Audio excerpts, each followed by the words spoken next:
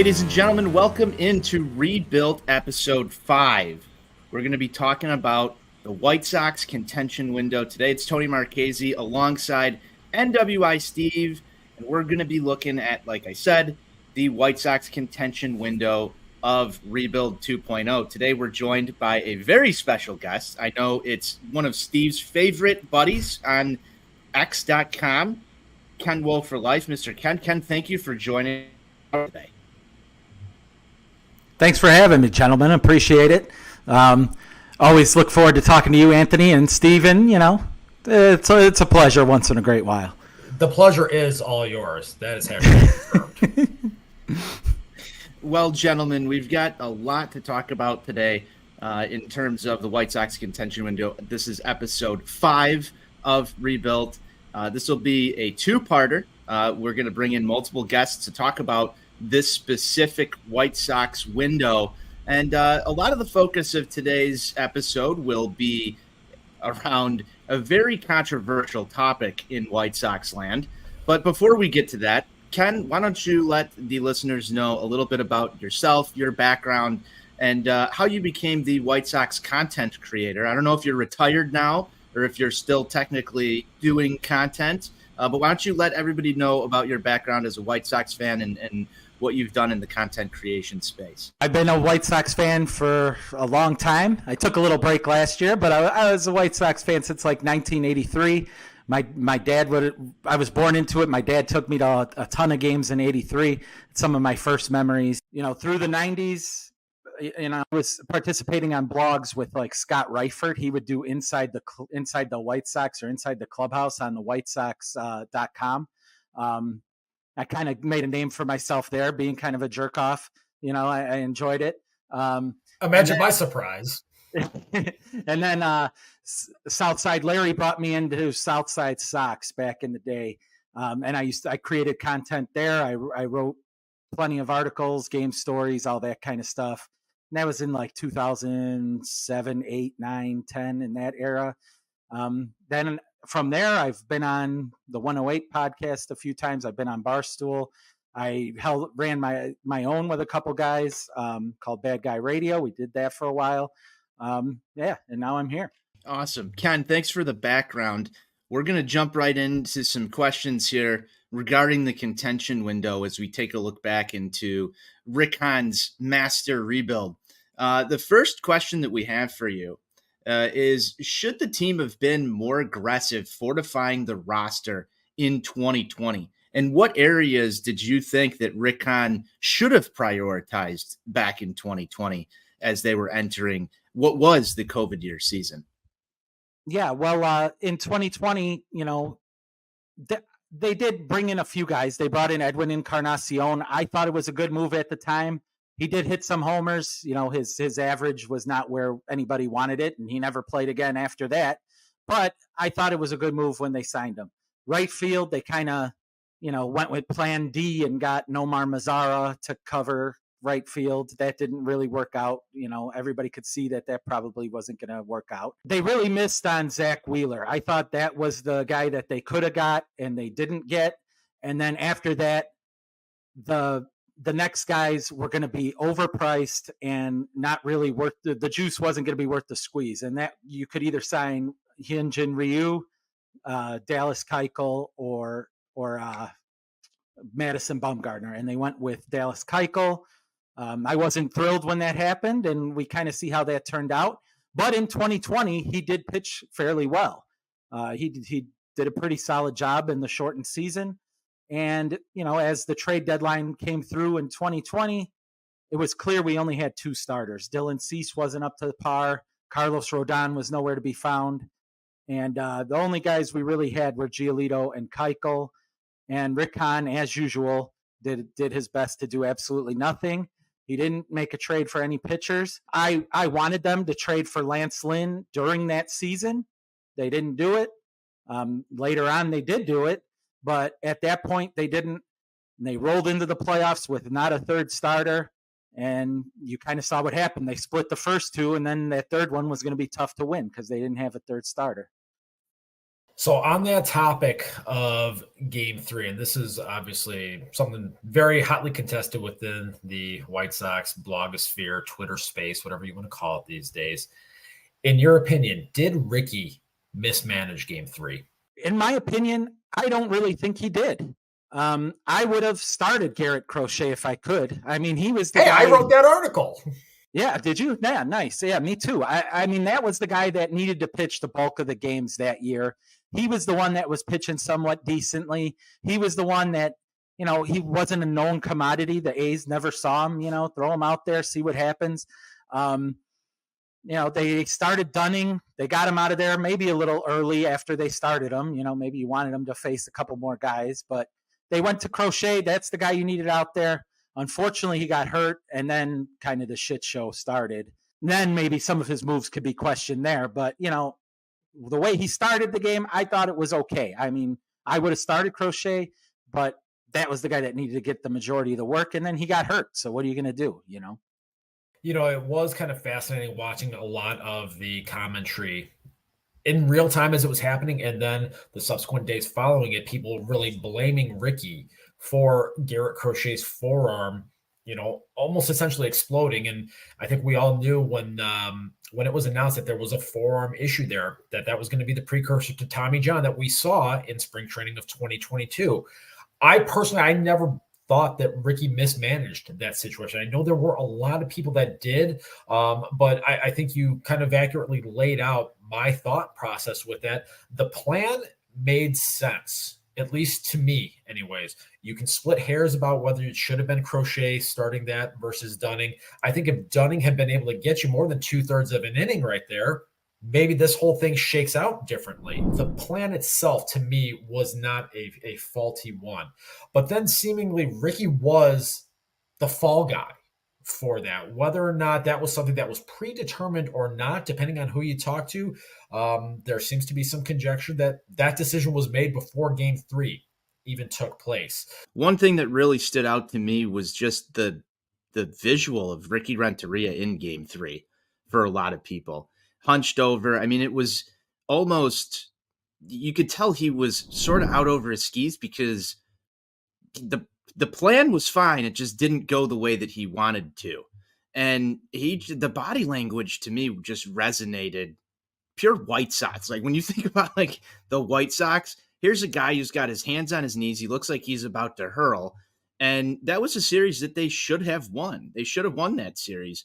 And so whether it was predetermined that, he might have known it was his last game, that might have been part of the reason why he looked that way in the dugout. But I think that's what sort of stuck with people was it looked visually like he had no clue what he was doing and that he was nervous and that he didn't have a handle on the situation. That was my read on it. Whether or not the plan in place was fine or, it wasn't, everybody can argue that. It, to me, was the visual of Ricky Renteria in the dugout that will be the lasting image for me of the Ricky Renteria era. I definitely agree with that. It looked like he was going to, crap in his pants during that game. Once it started to unravel, he looked overmatched and terrible in the dugout. And I'm not saying that Ricky Renteria was great. I think he managed kind of crappy going down the stretch of that season, which is why they finished so low in the first place. So I think there was definitely just motives to get rid of him. So the series ends. The Sox lose 2-1. And that was supposed to be the beginning of the window right there. If you were in the position to make the decision, do you fire Ricky following that series? I would have fired him. Not so much for, like I said, that game, but leading up to that game. I thought he managed pretty terribly going down the stretch in 2020. They had clinched and they could have put away the division and they didn't. And they ended up finishing third in the division. They were just tumbling pretty hard there. And then, like Tony said, they're, in the dugout, he looked like he was going to throw up all over himself. So I think it was very realistic that they could fire him at that time and, take the next step. Like he was the point A to B, bring somebody else in, B to C. So when the press conference happens and when it got called unexpectedly and it was announced that Ricky had been fired. And there was a lot of speculation almost right out of the bat from the Jeff Passons and the Ken Rosenthal's of the world. And the two names that were immediately mentioned were AJ Hinch and Alex Cora, who had both been suspended by the league for their role in the Astros cheating scandal that took place in 2017. At that point, when Ricky is shown the door, initially, who was the person that you thought, hey, this is who they should go out and target? I had two guys in mind initially, and one was Buck Showalter. I always thought he was a pretty good manager, getting the most out of teams that might not have been getting the most out of themselves. He never really won the big one, but he improved his teams a whole hell of a lot every stop that he went. Orioles, they're my second team, my Orioles, and he did a good job there. He took them from pretty obscure to being a playoff team for a couple of seasons there. So, and he did that in his previous stops with the Yankees, with the Rangers, with the Diamondbacks. He always improved the squad. So I liked him, and I also liked Ron Washington. I thought he brings a lot of energy. Would have helped probably Tim Anderson really improve himself defensively, especially. I thought those two guys were the guys that I would have went after. I'm not a big AJ Hinch guy. I believe he was railroaded by his team in Houston. He says he tried to stop the whole cheating thing, and they busted up the monitors and all that stuff anyway. So, I wasn't a big fan of AJ Hinch. And Alex Cora, I kind of figured he was going to be out because Joey Cora was out with Ozzie Guillen, and it's just not like Jerry really to do that kind of stuff. Once you cross him, you're not coming back. Kind of like Ozzie hasn't come back since then. I want to circle back on the AJ Hinch thing here, because you were very vocal about this at the time and talking about him losing the clubhouse and the players not respecting him. And you're still a public school teacher, correct? Yes. Okay. So in your profession, you generally tell your pupils and your students not to cheat, correct? Correct. They still cheat, don't they? Well, of course. So some of them don't. Some of them I wish would. So would you go as far as to say that you have lost control of the classroom and they don't respect you? Yeah, sure. So they're going to do what they can to get around it. But when, if I firmly say something, most of my kids will listen to it and not outwardly disrespect me like that. You know what I mean? They might still try to cheat, but not like, swearing at me and telling me to go screw myself and stuff like that. I just wanted a little clarification on that. Yeah, for sure. So during the press conference, when Lawyer Boy announced that Ricky was gone and that there was going to be an exhaustive search to find the next manager, and as the names of AJ Hinch and Alex Cora were circulated, Bob Nightingale reared his ugly head. And a lot of us, when we saw the tweet, rolled our eyes and just said, oh, Bob's gonna Bob. And he was the first one to mention Tony La Russa. And a lot of people laughed it off at the time. Now, Bob, for better or worse, is relatively plugged in to the White Sox. He had a direct conduit to Ken Williams, who you like to give a free pass to in a lot of the front office shenanigans here, who, he was Rick Hahn's boss. I'm not sure if you remember that. So he had a direct conduit to Ken Williams and also to Jerry Reinsdorf. So that made some people kind of take a step back and say, is there something to this here? And as the process went on and we heard things and we heard speculation, and I heard from numerous people that AJ Hinch was in Chicago looking at houses because he thought that the job was going to be his. Ken Williams had a different thought, and I've heard from numerous people that he wanted Bruce Bochy to be the manager of this team, who just won his 4th World Series title this past October with the Texas Rangers, which is more than Tony La Russa, by the way. And then Jerry did what he did and overstepped his baseball people and made a decision. and you were jumping around with your pom-poms, proverbially speaking, on twitter.com. Why did you like this move? I've always been a Tony La Russa fan. I mean, the 83 Sox, like I said, was my favorite team. He has the respect of Harold Baines and Ron Kittle and all these guys that I respect. After that, he went to Oakland and he had Dave Stewart and Mark McGuire and Dennis Eckersley, Jose Canseco. He won there. He went to St. Louis. He won there. He's a winner. He's one of the greatest. He is the greatest of all time. And I thought, hey, Tony La Russa's here. This is going to be our best chance to win. And I was happy that Jerry overstepped Rick Hahn and his garbage choice and Kenny Williams with his a little less garbage choice.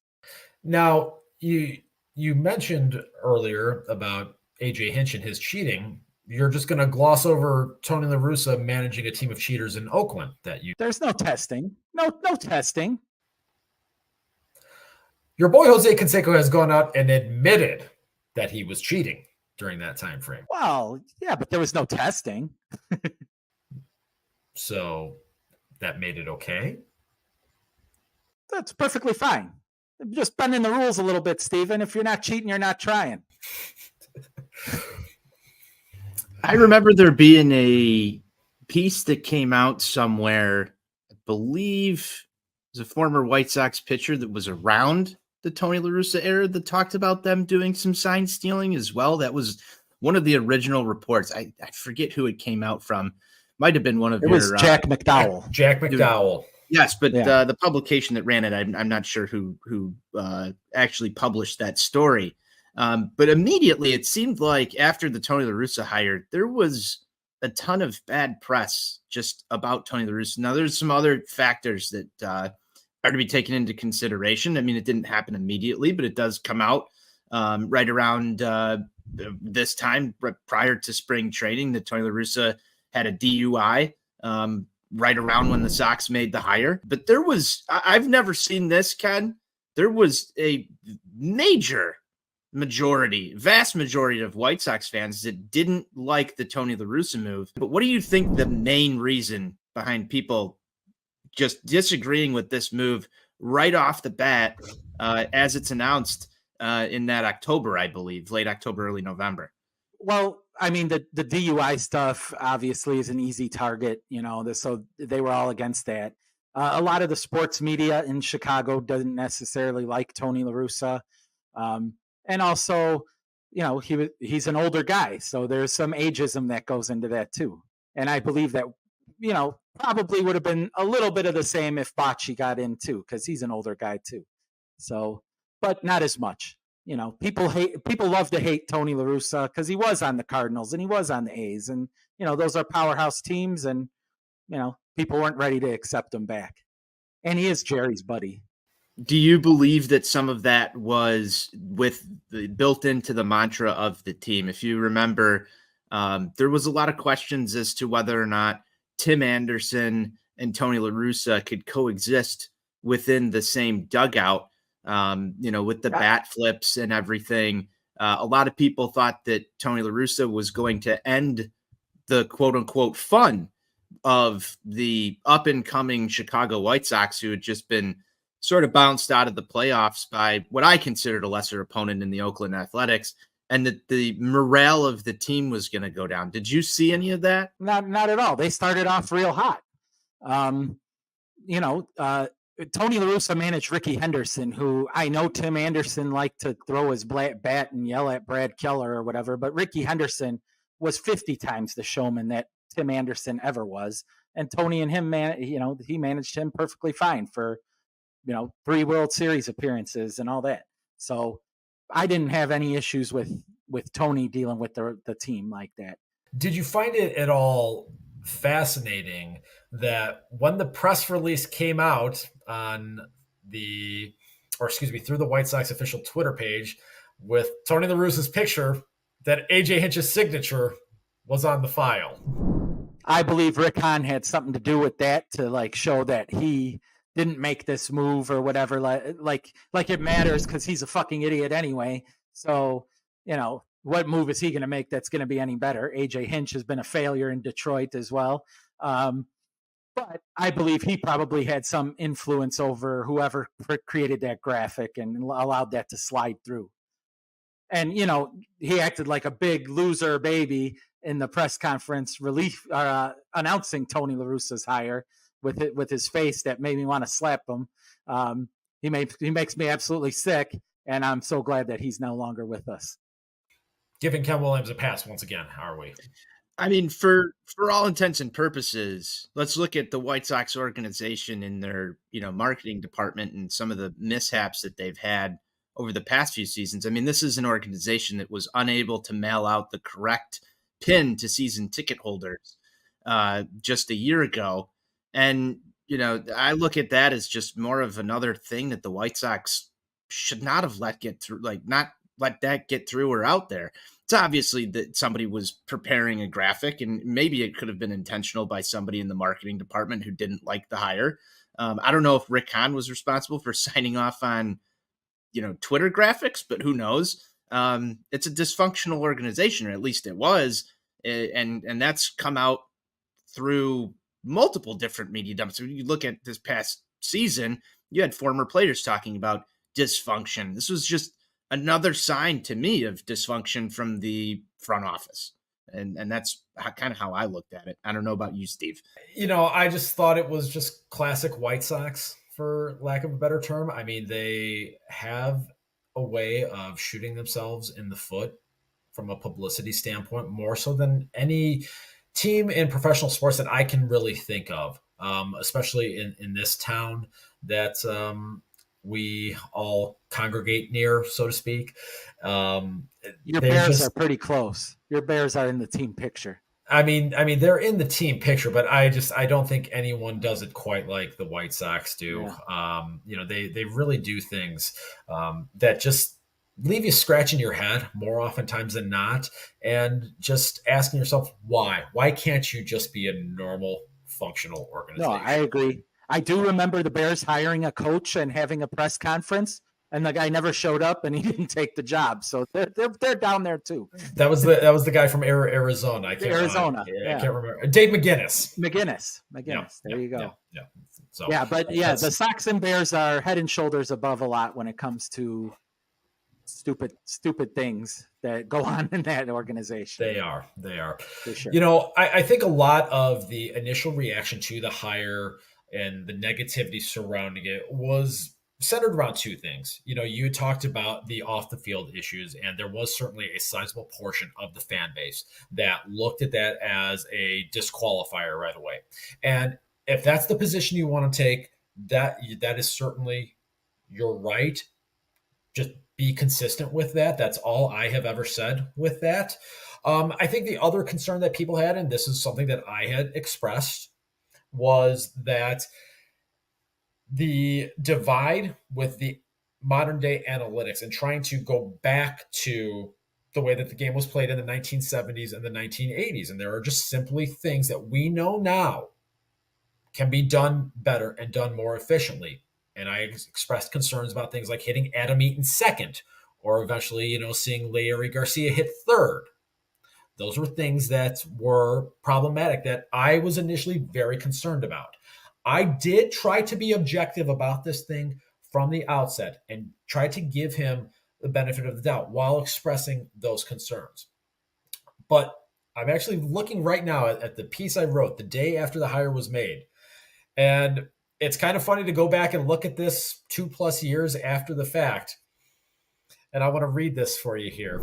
I don't know anything of Tony La Russa's health, and I don't say this to be flippant, but asking someone in their mid-70s to handle the grind of a major league season is a tall order, particularly given the fact that we are in the midst of a global pandemic and the conclusion is still to be determined. I did not know that in late August of the following year, this very thing would rear its ugly head. And that, again, was a concern that wasn't expressed a lot, I would say, within people, because there was this belief that this core group was entering their contention window, and the idea of having a manager that could be there through the entirety of it would be the best thing for them. And given his age, that there was some belief that La Russa may not be able to handle that. What were your thoughts on that, as that was something that was being talked about? I mean, yeah, I mean, obviously, when you get up in age, the higher you get on the age level, the more likely you are to get sick, to die, something like that. But, yeah, I mean, there's plenty 76-year-olds that are perfectly fine, I mean, yeah, it's a little bit of a grind. And, expecting him to manage 10 years or 7 years or something, obviously that's not going to happen. But I feel like if you roll the dice like that more than, more a couple times, you'll be fine getting 3 years. And to me, I like all my managers for 3 years. I don't like when they're in for longer than that, because that's when the problems start. When people are in for a long amount of time, all we have to do is go back to Ozzie Guillen for that. They get complacent, they get comfortable, and then things start falling off the table. So I'm cool with, like, when I wanted them to hire Buck Showalter, he's the perfect guy. You bring him in for 3 years and then you get him out because he makes everybody sick eventually. But for those 3 years, he gets you in the right spot. So I thought maybe Tony La Russa would do something like that. Obviously, it was half of that. It was a year and a half. He got sick. Thankfully, he's feeling better now. I wish he would come back and manage the Sox in 2024. Obviously, we get to the point where, La Russa has the health concerns and has to step away as manager. There was a couple of other times where, Tony had to tend to other things. One of those games being a game that Steven and I attended in a cornfield out in Iowa, that the Sox were able to rally back. And Miguel Cairo sort of just stepped in and did his job, I believe, to the best of his abilities. But after, in 2022, when La Russa steps away for the health issues, did you believe that he was being told that he's no longer the manager? Did you believe right away? Because there was some skepticism around his stepping away from the team at first. What was that like for you when you've sort of heard that, he's out for batting practice, he has to go in, speaks with Han, and then he's just no longer there? What was sort of your thought process of what was taking place? I figured that he was really sick when that happened. There was something wrong with him, because Tony La Russa is not going to he's not going to go out like that. That's not how he's going to go out. He's going to go out. If you want him out, you're going to fire him. You know what I mean? So I legit thought that he was sick. Obviously, he didn't look very good, especially in 2022. He didn't sound very good, things like that. Yeah, he was falling asleep in the dugout, which really overblown in my opinion, highly overblown, but that's okay. But you could tell that maybe not all was right with him, and he had to step away. But I'm going to say, because we kind of glossed over 2021, I believe that he did a fine job in 2021, and they weren't going to get any farther than they did, no matter who was managing them. And quite frankly, they might not have got as far as they did without him. What tangible evidence do you have to support that thesis? I look at the games played from the projected starters, and the only one that was over 130 was Jose Abreu. And you lose that many guys. I think I'm wrong. Yoan Moncada was up there in 2021 as well. But you lose that many guys for that long, there's going to be an issue there. And Tony was able to leverage his guys, Jake Lamb, Billy Hamilton, Brian Goodwin, Gavin Sheets. These guys had huge games. They won games for the Sox, and I believe he kept them ready. He kept them out there. They were playing pretty frequently, even before they had to play. They were getting ready to play, and then they had to play, and they stepped out and did pretty good. Billy Hamilton became a fan favorite. Yermin Mercedes carried the team for a while, and yet Tony gets heat for him too, but Tony's the only one that ever gave that guy a shot. So I feel like that is kind of unfounded as well. One of the contentions and one of the points that was made by a lot of fans was this idea and this belief that Jerry brought his buddy back to get that to get that fourth World Series, which would have made La Russa the only manager to win World Series with 3 different franchises. And there was a belief that Tony was going to be able to get Jerry to spend in ways that he hadn't previously. A lot of people were hoping and praying that was going to be the case. Did you think that Tony La Russa was going to be influential in swaying Jerry Reinsdorf's decision-making when it came to maybe extending the payroll and extending the budget beyond where Jerry typically had liked to set it. I was hopeful. I thought that he had a better shot than anybody else in the organization at doing that. And they kind of did. I mean, their payroll was pretty high at that point. Now, how they went about bringing guys in and 20 relievers and all that kind of stuff, I think there were some allocation problems and stuff like that. But overall, they did spend, and he had a big payroll. I wish he would have got some other depth throughout the roster than just getting more and more bullpen guys, but that didn't happen.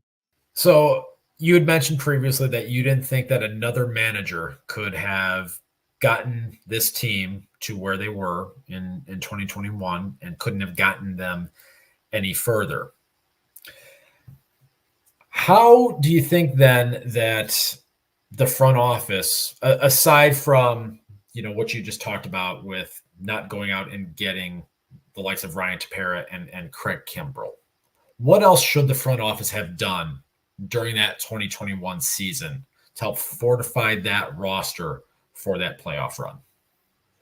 Well, they went out and got those guys that you mentioned, and I thought they were good gets at the time because that bullpen was struggling. Going into that year, you were relying on Evan Marshall and Matt Foster and Cody Hoyer, and those guys were hurt. They were struggling. They weren't playing well, and that bullpen was kind of thin, and they were losing some games because of that. Now, you did have Hendricks at the end, who, whatever, if he was earning his massive salary, I guess. He did okay. He did blow more games than I would like my closer to do that year, but he was fine. But they needed somebody to get the ball to him. Now, Tepera worked out. Kimbrell didn't. Obviously, we know that. Maybe Tony could have used him as the closer instead. But when you're paying a guy like you paid Hendricks, he's kind of the closer, right? I mean, I don't know. And they did address second base. They got Cesar Hernandez, who was very good on the Indians or Guardians or whatever they were that year. I don't even remember. But he was very good there. I was actually in Cleveland for a game and saw him light up the Astros in the game I was at. But obviously, once he put on that Sox uniform, things kind of went south for him too. But that was the spot you needed because, Madrigal was hurt and out for the year. And they needed a second baseman because Lurie had to play all over the place because all these guys are missing 60 games apiece, 70 games apiece. So they were thin. And, they brought Hernandez in, but it didn't work out. And Kimbrell didn't work out. So whoever they got didn't help the team very much. So you are very outspoken in the fact that you think that anything that went well during 2021 was a result of Tony La Russa's magic. And anything that went poorly, he had no fault in. It was all the players' fault. Nothing he could do about that.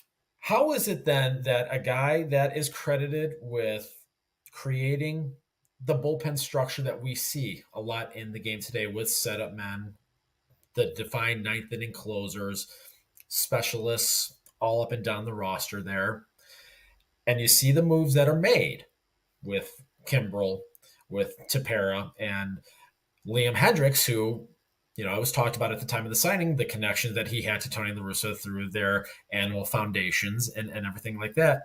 How is it that you can't sit there and put some of the responsibility for the roster construction on Tony La Russa when you assess all of the blame to Rick Hahn? Because Rick Hahn proved time and time again, year after year for 10 years, that he couldn't get the job done. And it didn't matter who the manager was. He was going to bring in guys that failed once they got here. And you could go back to Jeff Samardzija and Adam LaRoche and whoever else he brought. His first signing, Jeff Keppinger, all those guys, they come here and they do absolutely nothing. That's been a long-running thing long before La Russa got here. So, but La Russa having the personal connection with Liam Hendricks, La Russa playing a key role in Joe Kelly. I was very outspoken that I did not want Liam Hendricks. I was cool with Alex Colomé closing. I thought that was I think spending on the bullpen as much as they did was a misappropriation of funds. You could blame who you want, but they should have addressed the offseason different at that point. I mean, yes, and we know who you're choosing to absolve from blame in this discussion here. I said he could have used Kimbrel as the closer. Definitely could have. But I just don't think that's realistic when you pay one guy so much money. He's going to be the closer. I mean, that's just how it is. Right? I mean, who have you ever seen get paid a ton of money and then not be the closer after that happens? When he's not doing a terrible job. I mean, there's obviously not going to be an example of that, but again, Yeah. No, I agree. I mean, he probably wanted a strong bullpen for sure. So you are willing to concede then that he played a role in this roster construction? Maybe a little bit. I also think he played a role in getting the most out of Dylan Cease and Carlos Rodon, that guys who have not ever done anything since then or before that. What exactly did Tony La Russa do? I'm just going to sit back and drink my beer. And what exactly did Tony La Russa do to get the most out of Carlos Rodon? I believe he gave him confidence that he could go out there and pitch. Rodon threw a no-hitter early in that season, and I believe if Ricky Renteria was the manager of that team, he would have pulled him after 70 pitches, 80 pitches, because he was coming off an injury and all that stuff. La Russa left him out there. Rodon closed it down. He was on fire the rest of the year. I think it was a good move. Until the last 6 weeks of the season going into the playoffs when he was out of gas, right? Yes. Interesting. So it's almost like there was some, misuse there. I wouldn't say that, because he was giving him the time off before the playoffs too. I didn't really agree with that either, but he was giving him the time off, and Rodon came back, and he had a good start to that game, and then he was scared to throw Carlos Correa a curveball because Yasmani Grandal wouldn't block it, and gave up a big hit, and that was the end of that. So one of the things that you just brought up was time off. And, I've been a fan of Tony La Russa as White Sox manager. Ken, as you know, I feel like it's pretty hard on the streets for people like you and I in the on the X machine. But one thing that I didn't like was the amount of injuries this team had. And it seemed to be somewhat of a preparation issue. I'm not going to place all of the blame on Tony La Russa. There's plenty that can go on the training staff and even the players selected. But it seemed to stack on for Tony that this was his problem with his roster. With the frequent hamstring injuries, the amount of rest time that guys had. The one that killed me, and this one I don't agree with, because I was always sort of a step on the opponent's throat guy, right? I think all three of us on the show want to see our team win, and it doesn't matter if it's by 1 run or 15 runs. We want to see wins. I thought that there was a little bit of a foot off the gas mantra when it came to some moves that Tony made. And the epitome of that was the Yerman Mercedes incident. But that sort of continued, and it sort of has festered itself through into the Pedro Grifol era with some of these guys, as you see Luis Robert this past year not hustling to first base on a ground ball that could have been beat out. Did you view that as, both of you have been around baseball a lot longer than I have. Did you think that was the Tony La Russa sort of mantra for these guys, or in your mind, was there something else at play that caused the White Sox to just be a little bit more foot off the gas than I think fans would have liked to have seen? Well, I think they were dealing with an injury-prone roster to begin with, which predated him. All these guys were hurt, well before Tony La Russa was here. But, I believe he probably did have a role in it. He probably did tell these guys, if it's a ground ball to short, jog into first. You don't bust it, because I'd rather have you be out at first on a close play than be out for the next 3 weeks with another hamstring. So I believe there might be something to that. As far as the Yerman Mercedes thing, that was more of a respect thing. He told him not to swing 3-0. He did, pissed him off. That's what started that whole incident. But Mercedes was already dropping by that point anyway. So I don't really put much stock into that. But I believe as far as the hamstrings, and especially with Eloy, I mean, you see it last year, you see it every year. Ground ball, every time he runs a little bit harder, he gets there and he starts wincing. He does it almost every time, and he's not the only one. So I think there's something to do with the players, and I think he probably did say, maybe not go as hard. We got a big lead in the division. Don't get hurt. We'd rather have you going forward than beat out one play in a game that might not be really that important. So yeah, I could go along with that. Shifting gears a little bit here, and we get past 2021. And I think a lot of people thought coming into the season in 2022 that this team was just going to waltz to a division title. And I was one of the few people that tried to caution a lot of people. And I said very famously on our season preview show, and Anthony gave me a lot of flack for saying that I thought that this team was going to take a step back. I did think they were still going to win the division. But while everybody was predicting them to win 95 games and win the AL pennant, I said they were only going to win 88 and get bounced out in the first round. What was it that you think was the catalyst for the collapse of that team in 2022 and just never getting going at any point? They would get 5 games above 500, then fall right back down. 5 below, come right back. And they could just never get over that hump. What was it?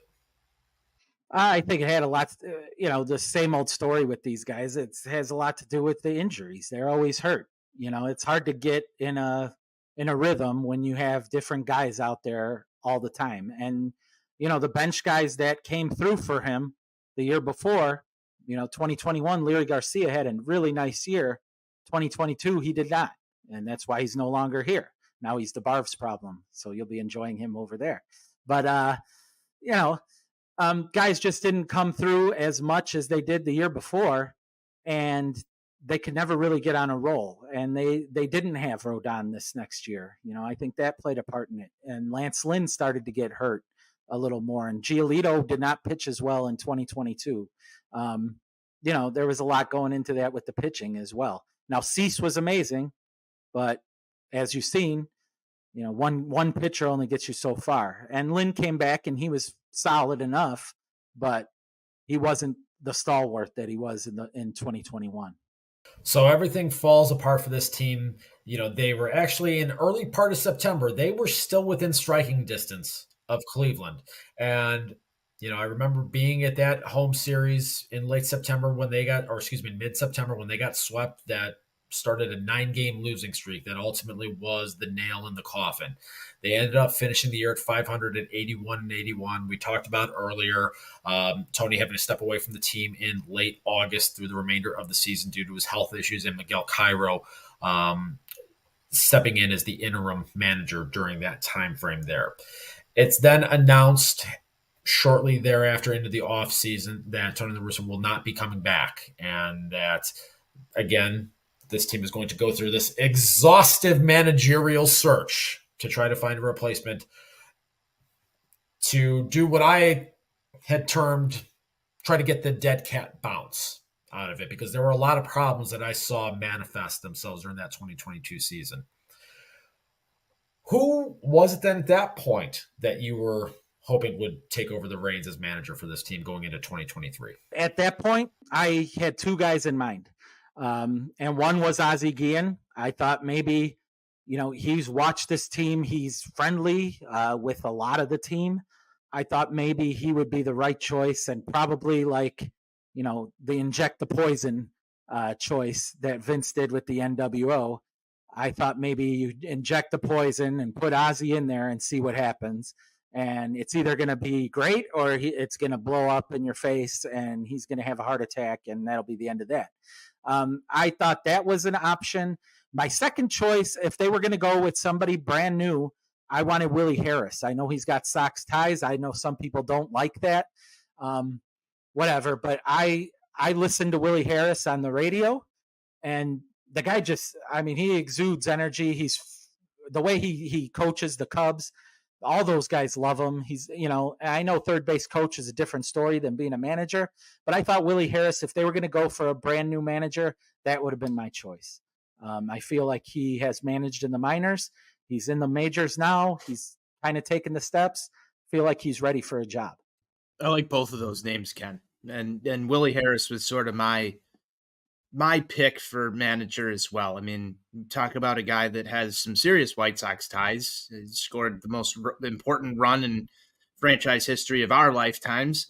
And yeah, he was with the Sox organization, coaching in the minors just a couple of years ago before he got that job with the Cubs coaching third base. I thought that was an excellent choice for a first-time guy as well.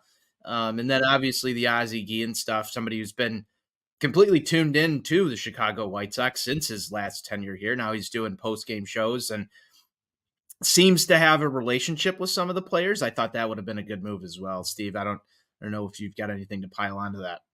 Willie Harris is definitely someone that was of interest, given his coaching background. He had managed in the minors for the Sox at Winston-Salem. And then, he seemed like he was kind of being fast-tracked for a managerial role. And then he abruptly left the organization, went to the San Francisco Giants before finding himself across town with the Cubes. So that definitely would have been, interesting. And look, the last time the Sox had hired a first-time manager that was a third base coach, it worked out pretty well, I would say, for all of us here. I would say it worked out, Yeah, not too bad.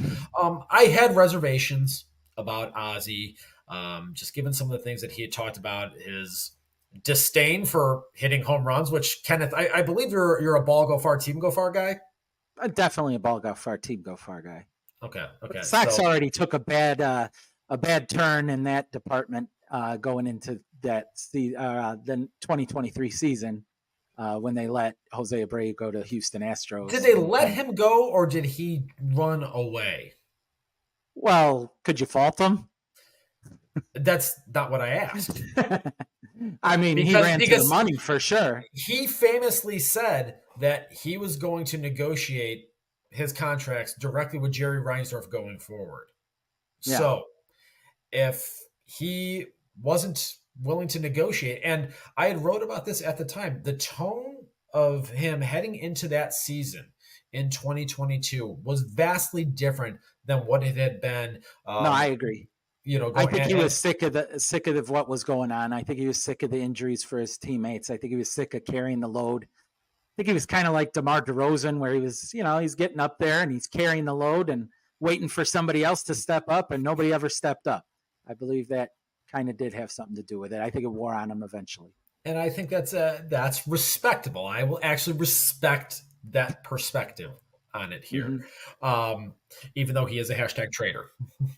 Yeah, that's that whole Jose Abreu last hurrah, the last game, if you guys remember him sitting in the dugout and watching as a coach, and it rubbed me the wrong way as a White Sox fan for somebody who was a franchise icon really on the south side of Chicago to just sort of leave with no goodbye. It was very telling of the tone of the team and where everything was headed. We just talked a little bit about, possible managerial hires that we would have liked. Let's talk about the one that they actually did hire, and that's Pedro Grifol. Ken, what were your thoughts on the hiring of Pedro Grifol, one of Rick Hahn's last stamps on this organization? Oh, I wasn't very impressed with the hire of Pedro Grifol. Coming from the Royals, they didn't want him. They had a managerial opening. You would think that if the guy was worth his salt, the team that just had him might have given him the job, but they did not. They opted to go elsewhere. In his press conference, you could tell that he was given topics to talk about that were push button, I'm gonna pay attention and we're gonna be focused and all this stuff. Yeah, I took it as kind of a jab at Tony La Russa, the things that people had negatively about him. This is what Pedro's coming in to do. I thought the whole thing was kind of phony. And then when you got to listen to him more, like his press conferences after games, he was just giving a game story. Like I was writing for Southside Sox, like I used to do there. All he was talking about was the game story. That's what he did. Not giving just saying what everybody already saw.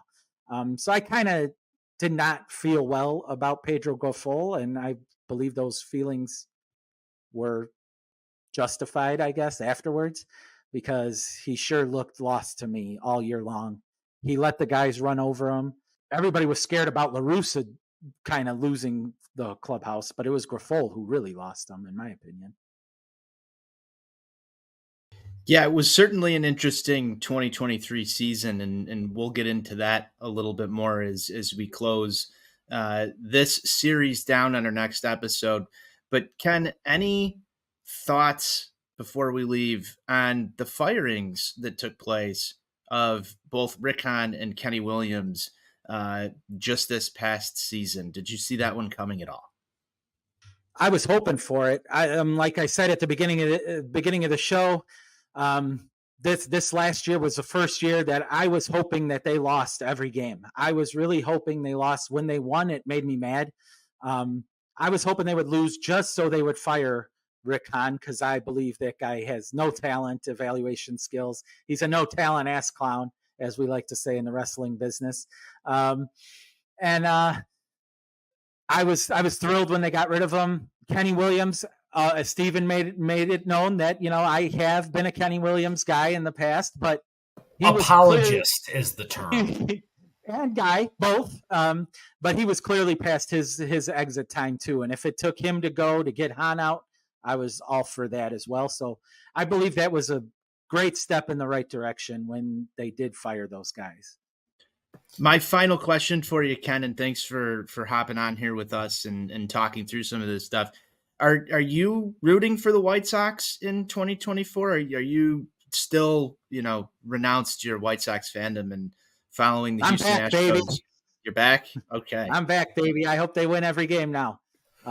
I am a #GetSpot, as Steven likes to say, but I think the organization has improved since Hahn is gone, with the likes of Josh Barfield, Brian Bannister.